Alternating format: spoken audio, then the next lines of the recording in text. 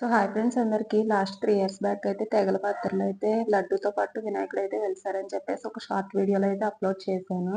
So ఆ వినాయకుడికైతే మాకు చక్కగా గుడి అనేది నిర్మించారు. ఫిబ్రవరి 28 నుంచి మార్చ్ 2 వరకు అయితే కంటిన్యూగా పూజలు అయితే జరిగాయి. మార్చ్ 2 వచ్చేసరికి అన్న సంతర్పణ అయితే చాలా అంటే చాలా బాగా జరిగింది. సో నేనైతే దేనికి కూడా అటెండ్ అవ్వలేకపోయాము. బాబాయ్ మమ్మల్ని వదిలిపెట్టి ఆల్మోస్ట్ 3 మంత్స్ అయితే దాటేసింది. ఇంకా బయటైతే ఎవరం పడలేకపోతున్నాము. సో, కంపల్సరీ బాబాయ్ ఉంటే కనుక వినాయకుడు గుడిలో అయితే కంపల్సరీ ఏదో ఒకటి చేయించేవారు.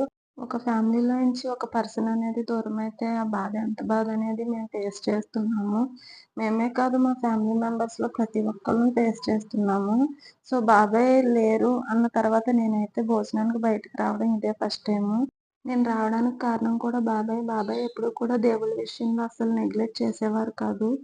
తను ఎన్నెలా ఉన్నా సరే మనీ హెల్పో లేదంటే ఒక గిఫ్ట్ రూపంలోనో ఏదో ఒకటి చేసేవారు. సో, బాబాయ్ గురించైనా చెప్పి వెళ్ళాలని చెప్పేసైతే వెళ్ళాము. సో, దీనికోసం ఆడపడుచులు కంపల్సరీ అయితే ఉండాలని చెప్పేసైతే అన్నారు. సో, ఆడపడుచులంటే మా పిన్ని, అమ్మ వాళ్ళే కదా! సో, వాళ్ళంతా వచ్చిన తర్వాతయితే గుడికైతే వెళ్ళాము. ఆల్మోస్ట్ బాబాయ్ గురించి ఆలోచించి మాకు కూడా టైం తెలియలేదు. మేమెళ్ళేసరికయితే 1, 2 అయిపోయింది.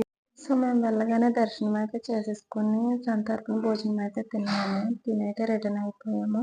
వచ్చేటప్పుడు చూసారా పచ్చని పొలాల్లో వెలిసిన వినాయకుడు కదా! చుట్టూ పచ్చని పొలాలే ఉన్నాయి చక్కగాని.